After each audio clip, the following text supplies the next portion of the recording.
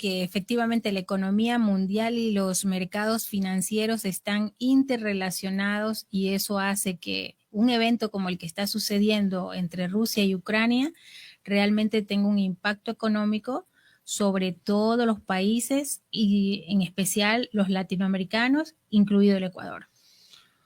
Ya, ¿las repercusiones han empezado o ya se empiezan a ver o ya están? Las repercusiones ya están. Desde que inició el conflicto, Ucrania cerró ciertos puertos donde el Ecuador desembarcaba sobre todo las exportaciones de banano. Estas fueron las primeras exportaciones afectadas. Se sabe pues que el 25% de nuestras exportaciones tienen ese destino, que es precisamente Rusia, y eso afectó tanto así que en las declaraciones de las autoridades relacionadas con el mercado de exportaciones bananeras hacen conocer que hay 2 millones de racimos de banano que no pudieron salir al puerto de destino. Y esto ha causado un estruendo económico a los exportadores. Inicialmente, porque en la medida en que vayamos analizando cascada abajo, pues esto puede traer un aparatoso efecto económico nocivo en todo el Ecuador, porque se ponen en riesgo plazas de empleo, se ponen en riesgo ingresos de familias ecuatorianas y ya la situación económica en el país está bastante afectada como para correr más riesgos por el impacto que hay por este encuentro bélico. Ya, ¿qué otros sectores se verían afectados? Sí, precisamente nuestras exportaciones, aparte del petróleo, pues son las más importantes o cuentan entre las más importantes las exportaciones de banano, las exportaciones de flores, las exportaciones de camarones y son precisamente las que se ven afectadas porque el destino hacia ese mercado ruso o hacia toda la zona euroasiática son exportaciones que llegan alrededor de 1.200 millones anuales. Y desde que empezó el conflicto hablábamos del banano, pero también las exportaciones camaroneras, las exportaciones de las florícolas se han visto fuertemente afectadas. Tanto así que los exportadores de flores han reconocido que toneladas de flores han ido a parar a la basura porque no han podido salir al puerto de destino. Esta situación ha afectado o ha permitido que los exportadores pidan de alguna manera la intervención del Estado un poco para ir desarrollando estrategias que permitan superar estos impactos. Banano, flores. Camarón. Y ahora también tenemos el impacto de regreso. Nosotros somos altamente importadores de materia prima y de insumos agrícolas desde Rusia y desde Ucrania. Sobre todo se habla del impacto que tendríamos sobre ciertas producciones agrícolas en el caso de que la urea, que es uno de los elementos más importantes que ocupamos para la producción de arroz, no se logre hacer desde otros mercados internacionales. Tendríamos allí un problema bastante cercano con la producción de la gramínea, que es un elemento importante dentro del consumo alimenticio de los ecuatorianos. Esto sí que va a ser un problema, esto de la materia prima, porque va a afectar a todo el mundo. Exactamente. Ya se empieza a pedir la intervención del Estado ecuatoriano para que se hagan nuevos acuerdos comerciales que permitan, primero, colocar los productos que no están saliendo con la debida frecuencia al destino de los países euroasiáticos. Segundo, que se hagan acuerdos para conseguir o localizar mercados desde donde se puede importar esos insumos importantes para la producción ecuatoriana. Y finalmente, pues, una línea de crédito flexible para estas empresas que están ahora azotadas en sus ingresos o en su liquidez precisamente por la afectación de los mercados internacionales. Claro, porque se habla del aceite, del producto que utilizan para hacer el pan, o sea, todo eso va incluido ahí. Los productos derivados del trigo, del maíz, el aceite de girasol, toda una serie de insumos que requerimos para productos de primera necesidad en el Ecuador. Tal vez en 1 o 2 semanas el impacto económico será mucho más fuerte. Sí, eso es exactamente lo que preocupa, que Han pasado más de 15 días y la situación, en lugar de verse alguna situación de arreglo, de acuerdo, más bien se va ahondando la situación, se van mostrando nuevos participantes que para algunos analistas geopolíticos inclusive ponen en riesgo la paz mundial. Esperemos que no sea así y que pronto entremos en una reflexión de lo nocivo que puede ser este tipo de eventos, pero no se ve una fecha próxima de mejorar la situación y en la medida en que siga agravándose, el castigo que se hace a los mercados de Rusia y Ucrania y de todo lo que sean los países involucrados en este conflicto, en la medida en que siga progresando, van a causar un impacto bastante fuerte en las economías como las nuestras, economías endeudadas como las nuestras. ¿Qué otros efectos podríamos tener a futuro? Bueno, el efecto que estamos teniendo ahorita también va relacionado con nuestro producto estrella de exportación, que es el petróleo. El castigo que recibió Rusia de no permitirle la venta de petróleo, considerando que Rusia es el segundo país de exportaciones a nivel mundial de este producto, ha permitido que el precio del petróleo empiece una escalada alcista bastante peligrosa. Al inicio se suponía que era conveniente para el Ecuador la elevación del precio del petróleo, pero rebasó los límites saludables que están entre los 60 y 70 dólares por barril de petróleo y ya tenemos un petróleo por encima de los 120 dólares, lo cual también pone hacia la alza todos los derivados de este producto. Y allí hay un dato interesante. Para el 2021, el Estado ecuatoriano gastó 4.333 millones en importar combustibles y derivados, de los cuales tuvo que destinar 1.185 millones de dólares para el subsidio de estos derivados dentro del país. Si nosotros estamos viviendo en un escenario de alza continua del precio de los combustibles y a eso le sumamos el efecto alcista que tiene ya el mercado internacional, el Estado tendrá dos caminos: o ocupar el excedente de las ventas de petróleo en seguir subsidiando esas alzas inesperadas, o empezar a elevar el precio del combustible en un porcentaje mayor. Y allí sí vamos a tener un impacto económico sobre todos los productos. Ya, ahora, el otro impacto económico es que si dejamos de exportar las flores, si dejamos del banano, comprarnos, que nos compren el banano y todo, también el Estado pierde. O sea, no pierde, solo pierde el productor. Sí, porque el Estado también tiene un impacto de recaudación de las ventas que se hagan hacia el exterior. Y era precisamente lo que expresaban los representantes de los exportadores.